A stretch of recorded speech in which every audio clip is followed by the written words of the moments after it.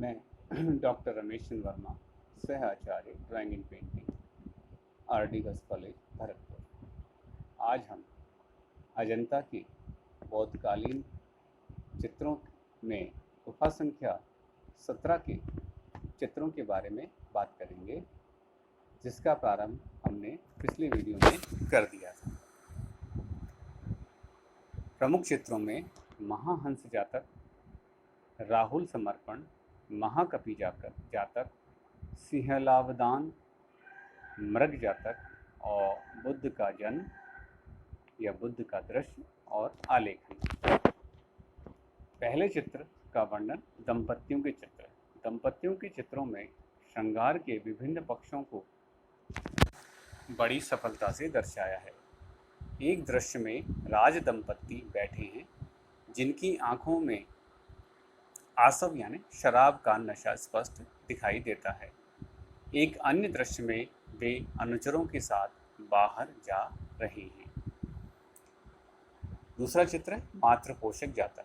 एक बार बुद्ध श्वेत हाथी के रूप में अवतीर्ण हुए थे। उनको पकड़कर काशीराज के पास ले जाया जाता है, परंतु वहां उन्होंने अपनी माँ के वियोग में दाना पानी छोड़ दिया, यानी उन्हें खाना पीना छोड़ दिया। यह बात जानने पर काशीराज द्वारा उन्हें छोड़ दिया गया है। इस कथा के अंकन में चित्रकार ने माँ से पुनः मिलन की दशा को बड़े मार्मिक ढंग से चित्रित किया है। इसके अंतिम दृश्य में श्वेत गज अपनी सूंड से अपनी अंधी माँ को सहलाते हुए दिखाया गया है। तीसरा चित्र है वैशांतर जातक। इस चित्र में बोधिसत्व राजा भावपूर्ण हस्त मुद्रा धारण किए आसन पर बैठे हैं। सामने एक भिक्षुक अपने कुरूप दांत निकाले भिक्षा की याचना करते दिखाया है। उसकी याचना से सारा राजपरिवार चकित है। राजा के पीछे बैठी स्त्रियां चिंतित हैं। भिक्षु राजा से यज्ञ बलि के लिए राजकुमार को मांगता है। राजकुमार तैयार हैं। पीछे एक सेवक पात्र में जल लिए खड़ा है, जिससे प्रतीत होता है कि राजा इस दान को करने हेतु संकल्पबद्ध हैं। वैशांतर अपनी पत्नी माद्री को राज्य से अपने निष्कासन का दुखद समाचार सुना रहे हैं। अगले दृश्य में कुमार हाथ जोड़े विदा ले रहे हैं। माँ, दासी व 4 अनुचर दुख में डूबे चित्रित हैं। इसके अगले दृश्य में वे रथ पर बैठकर अपनी पत्नी व 2 पुत्रों के साथ नगर से जाते दर्शाए हैं। पार्श्व में बाजार का दृश्य है। अगले दृश्य में कुमार भिक्षुओं को अपना रथ और अश्व देकर पैदल जाते हुए दर्शाए हैं। इसके आगे जुजुक ब्राह्मण के दोनों बालकों को भिक्षा मांगते दर्शाया है। कथा के अंत में कुमार वैशांतर को वापस लौटते हुए चित्रित किया है। रानी पारदर्शी चोली तथा पारदर्शी उत्तरीय पहने हैं, यानी साड़ी या चुन्नी। इस चित्र में हस्त मुद्राएं तथा नेत्रों के भाव उल्लेखनीय हैं। रेखाएं सुडोल एवं शक्तिशाली हैं। विशेष रूप से भिक्षुक के कुरूप चेहरे, गंजे सिर, पोपले मुंह से बाहर निकले दांत, गाल की उठी ठुड्डी हड्डी तथा भारी ठुड्डी का सूक्ष्म अंकन किया गया है। अगला चित्र है राहुल समर्पण। इस चित्र में बुद्धत्व प्राप्ति के पश्चात बुद्ध कपिल वस्तु पधारते हैं तथा पत्नी यशोधरा के द्वार पर याचक के रूप में जाते हैं। यशोधरा भिक्षा के रूप में अपने पुत्र राहुल जैसी एकमात्र निधि को सौंप देते हैं। प्रस्तुत चित्र में भगवान बुद्ध के आकार को बड़ा तथा उनकी पत्नी यशोधरा एवं पुत्र की आकृति को छोटा बनाया है और बुद्ध हाथ में भिक्षा का पात्र लिए हुए हैं और उनकी पत्नी उनके पुत्र को भिक्षा के रूप में उन्हें देती हुई दिखाया गया है। चित्र में भगवान बुद्ध को अन्य आकृतियों से बड़ा बनाया है, क्योंकि वे महान आत्मा हैं और विश्व के कल्याण करता है। राहुल के मुख पर अबोधता, यशोधरा के नेत्रों में श्रद्धा युक्त आत्मत्याग का भाव तथा बुद्ध के मुख पर आध्यात्मिकता का भाव सुंदरता से दर्शाया गया है। महाकपि जातक। इस कथा में बुद्ध पूर्व जन्म में कपि यानी बंदर के रूप में जन्म लेकर गंगा किनारे आम्र वृक्षों के वन में रहते हैं।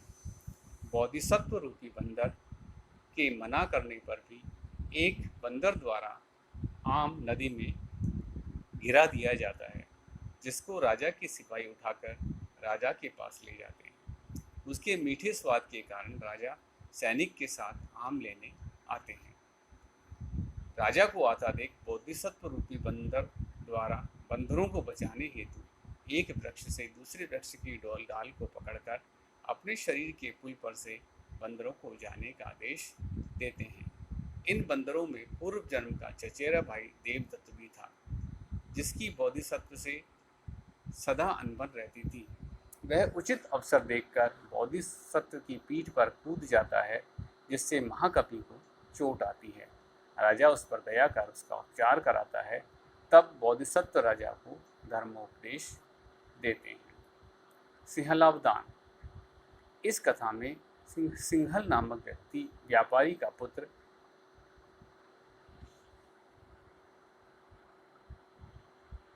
व्यापार हेतु 500 साथियों के साथ समुद्र की यात्रा पर जाता है, लेकिन बीच रास्ते में समुद्री तूफान से पोत नष्ट हो जाता है।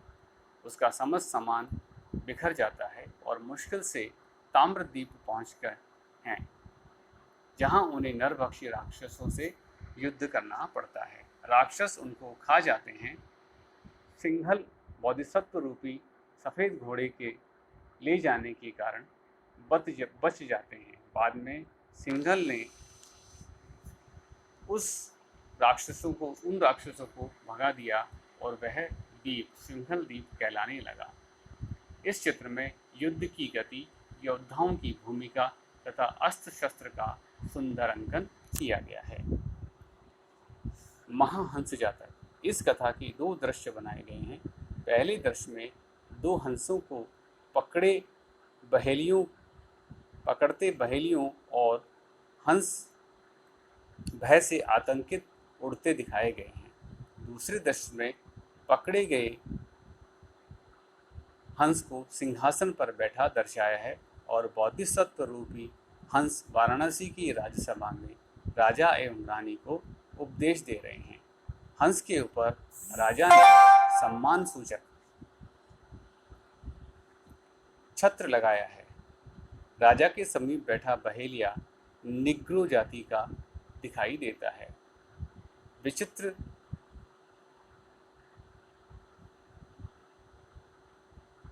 चित्रित किया गया है। पृष्ठभूमि में आलेखनों से युक्त कनात खड़ी हैं।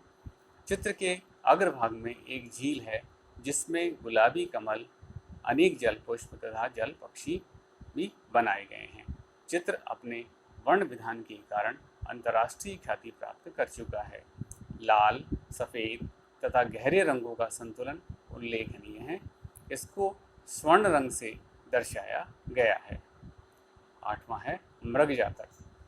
इस कथा चित्र में एक सुनहरी मृग द्वारा एक कर्जदार व्यापारी को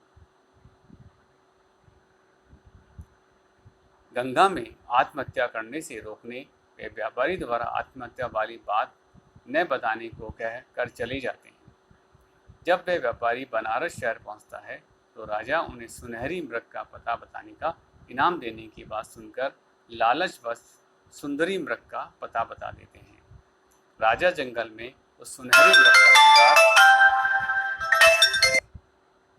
करने जाता है। तब मृग द्वारा उसके विश्वासघात की कथा राजा को बताता है तो राजा रुष्ट होकर व्यापारी को दंड देने को कहता है, परंतु मृग द्वारा राजा से उसे क्षमा करने का अनुरोध करता है। सुनहरी मृग स्वयं बोधिसत्व ही थी। आलेखन। गुफा की छत पर सुंदर आलेखन बनाए गए हैं, जिनमें कमल दंड के साथ साथ विभिन्न पशु पक्षियों एवं मानव आकृतियों को भी बनाया गया है। संपूर्ण आलेखन प्रभावपूर्ण बनाया गया है, जैसा कि इस प्रस्तुत चित्र में दिखाई दे रहा है। इसी गुफा के बाहरी बरामदे में बाईं ओर उड़ते हुए गंधर्व, अप्सराएं तथा इंद्र का अंकन उल्लेखनीय है, जिन्हें बादलों के मध्य विचरण करते दर्शाया है। इन प्रमुख जातक कथाओं के साथ साथ अनेक अन्य जातक कथाओं का यहाँ अंकन देखने को मिलता है, जैसे श्रावस्ती का चमत्कार, त्रुषित स्वर्ग में प्रवचन, माता पुत्र आदि। इस प्रकार आज तक सुरक्षित इन चित्रों में भगवान बुद्ध के जीवन की प्रमुख घटनाओं का कुशलता से चित्रण किया गया है। इन चित्रों के माध्यम से बुद्ध के अहिंसा और शांति का संदेश मिलता है।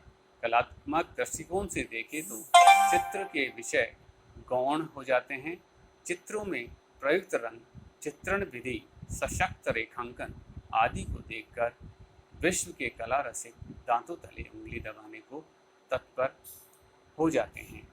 आज भी अजंता के चित्रों को देखने हेतु गुफाओं के बाहर लंबी लंबी लाइनें आप देखी जा सकती हैं। तो इस प्रकार से गुप्तकालीन,